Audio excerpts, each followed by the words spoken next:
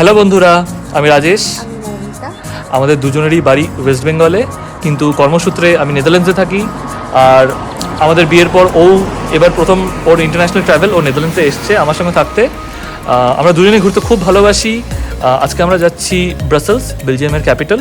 তো আমরা ভাবলাম যে আমরা আমাদের ঘোরার সমস্ত এক্সপিরিয়েন্সেসগুলো আপনাদের সাথে শেয়ার করব। তো সেই জন্যই এই ফার্স্ট আমাদের ব্লগটি।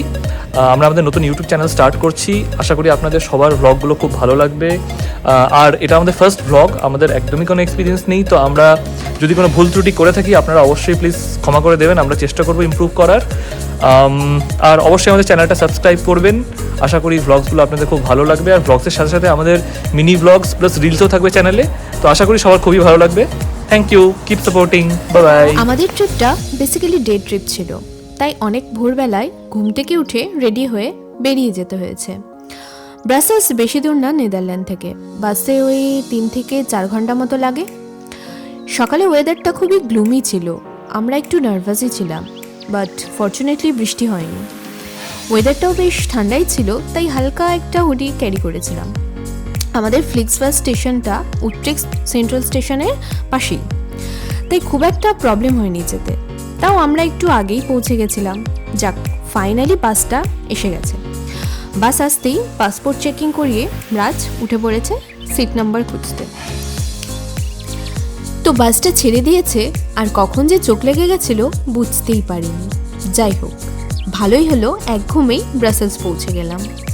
তো ব্রাসেলসের রাস্তায় হাঁটতে হাঁটতে ব্রাসেলসের ব্যাপারে কিছু ইনফরমেশন দিই। তো বেসিক্যালি ব্রাসেলস হলো বেলজিয়ামের ক্যাপিটাল, যেটা আগেই বলেছিলাম যে ব্রাসেলস খুব একটা দূর নয় নেদারল্যান্ডস থেকে, কারণ বেলজিয়াম আমাদের প্রতিবেশী দেশ। ব্রাসেলস ইউরোপিয়ান ইউনিয়নের একটা ইম্পর্টেন্ট সেন্টারও বলা চলে, তাই অনেক সময় ব্রাসেলসকে ক্যাপিটাল অফ ইউরোপও বলা হয়। এই সিটির পপুলেশন অ্যারাউন্ড 12 লাখ, আমাদের ইন্ডিয়ান সিটিজের তুলনায় কিছুই না। তো হিস্টোরিক্যালি এখানে আগে ডাচ ছিল অফিসিয়াল ল্যাঙ্গুয়েজ, কিন্তু 19 শতকের সময় থেকে আস্তে আস্তে এখানে ফ্রেঞ্চ ভাষার প্রচলন দেখা যায়। তাই এখন ফ্রেঞ্চ আর ডাচ দুটোই এখানকার অফিসিয়াল ল্যাঙ্গুয়েজ। শহরটি সেনে নদীর তীরে গড়ে উঠেছে। দ্বিতীয় বিশ্বযুদ্ধের পর থেকে ব্রাসেলস ইন্টারন্যাশনাল পলিটিক্সের একটা ইম্পর্টেন্ট শহর হিসেবে পরিচিতি পায়। ব্রাসেলস পরিচিত এদের সুন্দর আর্কিটেকচারের জন্য। খুব সুন্দর সুন্দর মনুমেন্টস, মিউজিয়াম আর চার্চেস আছে, যেগুলো আমরা ব্লগে আগে দেখাবো। আর না বললেই নয়, বেলজিয়াম দেশটা এদের ইউনিক বিয়ার্স আর চকলেটসের জন্য বিখ্যাত। যাই হোক, সেন্ট্রাল এরিয়ার দিকে যাওয়ার পথে প্রথমে পড়েছে দ্য নর্দার্ন প্যাসেজ। এটা বেসিক্যালি একটা শপিং সেন্টার, যেখানে ওয়ার্ল্ড ফেমাস ব্র্যান্ড আউটলেটগুলো থাকে। আমরা একটু তাড়াতাড়ি পৌঁছে গেছিলাম, তাই দোকানগুলো প্রায় বন্ধই ছিল সেদিন। যাই হোক, ফাঁকা থাকার সুযোগে কিছু ছবি তুলে নেওয়ার লোভটা সামলাতে পারলাম না। তো রাস্তায় হাঁটতে হাঁটতে প্রথমেই চোখে পড়ল সেন্ট নিকোলাস চার্চ। এটা মার্কেট স্কোয়ারের একদম রাইট কর্নারে অবস্থিত। বলা হয় যে 1695 সালে এই চার্চটা ক্ষতিগ্রস্ত হয় যুদ্ধের কারণে। তারপর আবার 1956 সালে রেনোভেট করা হয়। ভালো এটাই যে ভেতরের এনশিয়েন্ট জিনিসপত্রগুলোর সেরকম ক্ষতি হয়নি। প্রথমবার আমি কোনো ইউরোপিয়ান চার্চের ভেতরে গেলাম। ভেতরটা অসম্ভব সুন্দর ছিল। আচ্ছা, এবার আসি আমার সবথেকে ফেভারিট টপিকে, যেটা হলো চকলেটস।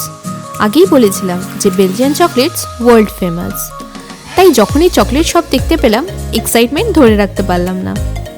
তাই 1 সেকেন্ডও দেরি না করে সোজা ঢুকে পড়লাম।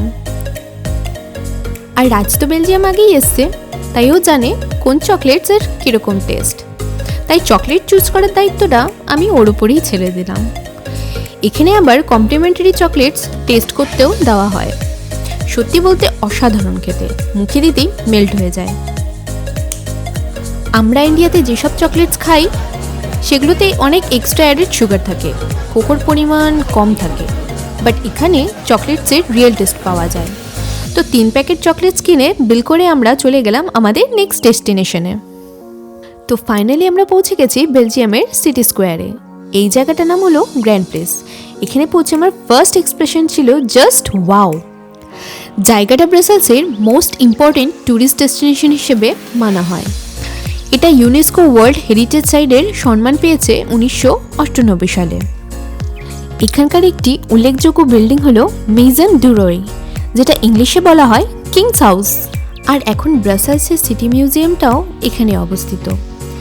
এখানকার মনোমুগ্ধকর আর্কিটেকচারে আমি তো জাস্ট হারিয়েই গেছিলাম। এই স্কোয়ারের সংলগ্ন স্ট্রিটগুলোতে অনেক রেস্টুরেন্টস আর বার্স আছে। আর সত্যি বলতে এতটা হাঁটার পর খুব খিদেও পেয়ে গেছিল, কিন্তু শুরুর দিকে ডিসাইড করতে পারছিলাম না কি খাবো, কারণ সকাল থেকে সুইটস খেয়ে খেয়ে বোর হয়ে গেছিলাম। তাই ঢুকে পড়লাম একটা চাইনিজ রেস্টুরেন্টে। আমরা অর্ডার করেছিলাম ডাম্পলিং আর প্রন নুডলস। সত্যি বলতে একদম অথেন্টিক চাইনিজ টেস্ট পেয়েছিলাম, খুব ভালো লেগেছে। আর দামটাও রিজনেবল ছিল, আর অ্যাম্বিয়েন্সটাও বেশ ভালোই ছিল, এবং ওয়াশরুমটাও পরিষ্কারই ছিল। তো খেয়ে দিয়ে এনার্জি রিস্টোর করে আমরা বেরিয়ে পড়েছিলাম মেন স্কোয়ারের দোকানপত্রগুলো এক্সপ্লোর করতে। আর আমার তো নেশাই আছে দোকানে দোকানে ঘুরে বেরোনোর। ইভেন রাজও হাঁপিয়ে যায় আমার পেছন পেছন ঘুরতে। রাস্তার দুপাশে ভর্তি সোভেনিয়ার শপ, এত জিনিস কোনটা ছেড়ে কোনটা নেই। ফাইনালি একটা দোকান থেকে খুব সুন্দর সুন্দর দুটো ম্যাগনেটস পছন্দ করে কিনেই নিলাম মেমোরির জন্য। আচ্ছা, সব তো হলো, এবার বাকি জায়গাগুলো ঘোরার পালা। অনেক ঘোরা বাকি, তাই সময় নষ্ট না করে আমরা আবার ফিরে এলাম গ্র্যান্ড প্লেসে। এখানে এসে একটা খুব সুন্দর দৃশ্য আমাদের দৃষ্টি আকর্ষণ করলো। একজন আর্টিস্ট স্কোয়ারে বসে স্কেচ করছে। কি অসাধারণ ডিটেলিং ওনার কাজে। আপনাদের কি মতামত? আচ্ছা, তো এবার আমরা পৌঁছে গেছি ব্রাসেলসের সবথেকে ফেমাস অ্যাট্রাকশনে, দ্য ম্যানিকেন পিস। আপনারা দেখতেই পাচ্ছেন যে খুব ছোট একটা নিকেট বাচ্চা হিসু করছে সামনের একটা ফাউন্টেনে। এই স্ট্যাচুটাকে সিম্বল অফ ব্রাসেলস বলা হয়। অ্যাকচুয়ালি হিসু বাচ্চাটির স্ট্যাচুর পেছনে অনেক লেজেন্ডস আছে। আশপাশটা ঘুরতে ঘুরতেই বলি, সবথেকে ফেমাস লেজেন্ড হলো এই ছোট্ট বাচ্চাটি ব্রাসেলসকে ধ্বংসের পথ থেকে বাঁচিয়েছে। ফ্রেঞ্চ আর্মি ব্রাসেলসের মেন গেটের সামনে গান পাউডার দিয়ে তৈরি বম ছুটছিল। সেই ছোট্ট বাচ্চাটি যে এসবের অজানা ছিল, সে কোইন্সিডেন্টলি সেই বম্বের সলতের ওপর হিসু করে দেয়, আর বমটা নিভে যায়, আর অনেক লোকের প্রাণ বাঁচে। স্টোরিটা ফ্যাসিনেটিং, তাই না?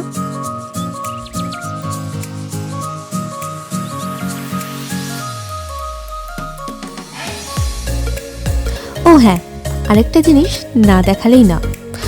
ঠিক ম্যানিকেন পিসের পেছনেই কি অদ্ভুত ডিজাইনের বিল্ডিংটা চোখে পড়লো।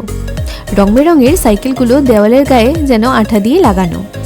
এরকম আরও অনেক ইউনিক বিল্ডিংস আছে যেগুলো ব্রাসেলসের রাস্তায় দেখা যায়।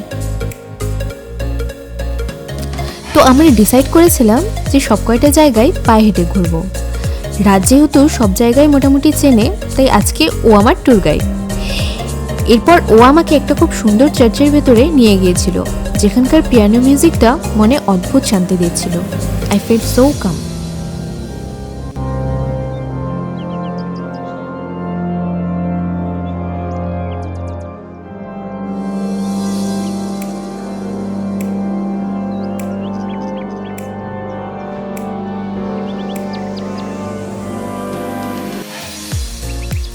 তো এরপর মেরোল্যান্ড স্ট্রিট দিয়ে হাঁটতে হাঁটতে আমরা পৌঁছে গেলাম চার্চ অফ লেডি চ্যাপেলে। শুনেছিলাম ভেতরটা খুব সুন্দর, কিন্তু আমরা ঢোকার সুযোগ পাইনি। আমার পাশেই একটা গ্রাউন্ড ছিল যেখানে বাচ্চাদের স্কেটিং শেখাচ্ছিল, তো আমরা সেখানেই বসে কিছুক্ষণ রেস্ট নিয়ে নিলাম। আচ্ছা, তো এবার আমরা পৌঁছে গেছি প্যালেস অফ জাস্টিসে। এই বিল্ডিংটা রোমান আর্কিটেকচারে তৈরি, আর এই জায়গাটা বেশ হায়ার এলিভেশনে, তাই এখান থেকে খুব সুন্দর সিটি ভিউও পাওয়া যায়। তার পাশেই একটা বিশাল মেরিগোরাউন্ড আছে। রাজ অনেকবার বলছিল চড়বে, আমি বলেছি না বাবা, আমি এসবই রিস্ক নিতে পারবো না, তাই নিচে দাঁড়িয়েই ভিউটা উপভোগ করলাম। আচ্ছা, তো ব্রাসেলস যেহেতু চার্চেসে ভর্তি, তাই এখানে খুব সুন্দর সুন্দর চার্চ আছে। তাদের মধ্যে আমাদের নেক্সট স্টপ হলো church of our lady of ভিক্টোরিজ। এতগুলো চার্চ যে আমি নামগুলো গুলিয়েই ফেলছিলাম। তো যাই হোক, এই চার্চের গথিক আর্কিটেকচারে তৈরি আর ভীষণই সুন্দর।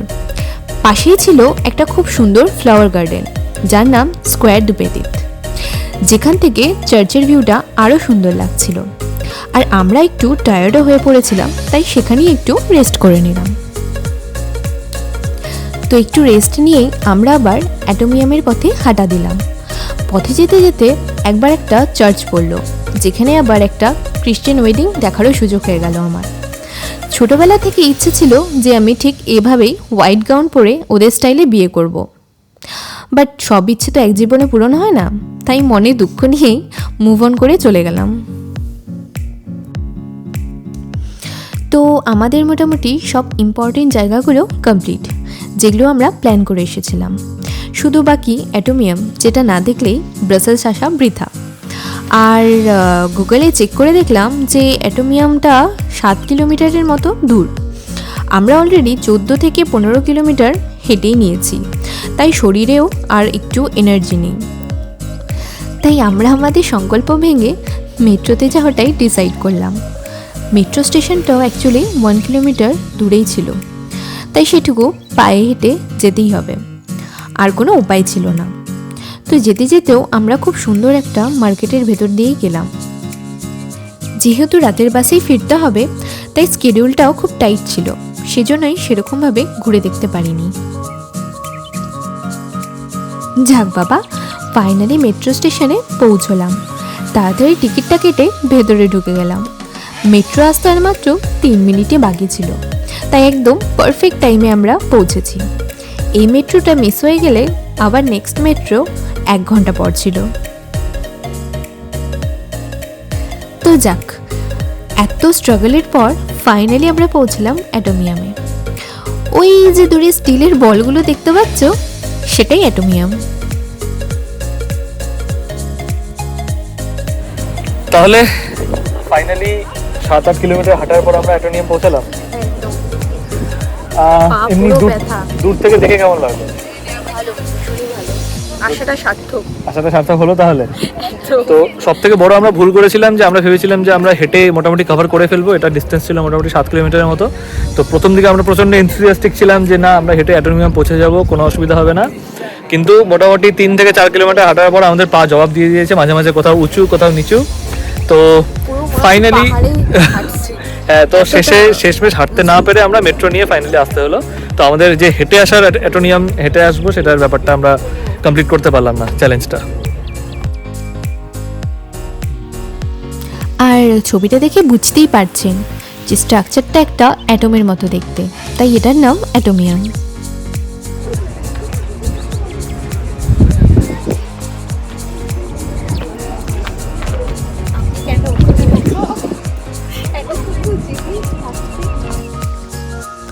নয়টা স্টেনলেস স্টিলের স্ফিয়ার কানেক্ট করে আয়রন ক্রিস্টাল শেপে তৈরি এই অ্যাটোমিয়াম।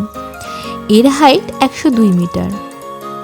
এটা বেলজিয়ামের টলেস্ট স্ট্যাচুগুলোর মধ্যে একটা। এদের মধ্যে 6টা স্ফিয়ারে ওঠাও যায় এলিভেটর দিয়ে।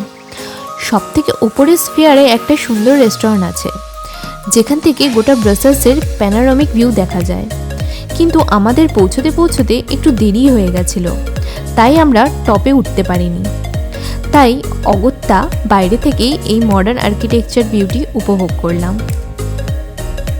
আর ওই দেখুন, স্ফিয়ারগুলোর মাঝে একটা এরোপ্লেন যেতেও দেখা যাচ্ছে। টাইমিংটা কি পারফেক্ট। আর বাকি টাইমে অনেক ছবি তুললাম আর রিলসও বানালাম। তো অ্যাটোমিয়ামের পুরো জার্নিটা সত্যি অ্যাডভেঞ্চারাস ছিল খুব। আমি হ্যাপি যে আমরা রিস্ক নিয়ে এসেছি। তো আমরা আবার ট্রামে করে ফিরে এলাম ব্রাসেলসের মেন টাউনে। এবার আমাদের final destination Saint Michael and Saint Gudula cathedral. যারা ক্যাথিড্রাল মানে জানেন না, তাদের জন্য বলছি, ক্যাথিড্রাল হলো প্রধান গির্জা যেখানে বিশপ থাকে। এটার আর্কিটেকচারটা আমার খুবই সুন্দর লেগেছে। তো যাই হোক, নেক্সট টাইম হয়তো আবার ভেতরে ঢোকার সুযোগ পাবো। যাক, আমাদের আজকের মতন ট্রিপটা এখানেই সমাপ্ত হলো। আমরা প্রচণ্ড এক্সস্টেড। মিনিমাম 25 কিলোমিটার হেঁটেছি আজকে। কিন্তু আমার জীবনের ওয়ান অফ দ্য বেস্ট এক্সপিরিয়েন্সের মধ্যে একটা হলো ব্রাসেলস ট্রিপ। তো এবার হেঁটে হেঁটে আমরা পৌঁছে গেছি বাস স্টপে। একটু পরে বাসও এসে যাবে। বাড়ি পৌঁছতে প্রায় ভোর হবে। এদিকে এখানে সন্ধে হয়ে এসেছে। ভাগ্য ভালো আমরা মে মাসে গেছিলাম, তাই এই সময় সানসেট হয় অ্যারাউন্ড 9 PM। তাই আমরা অলমোস্ট পুরোটা কভার করতে পেরেছি। আজকের জন্য এইটুকুই। আবার দেখা হবে অন্য কোনো ব্লগে। See you, bye by.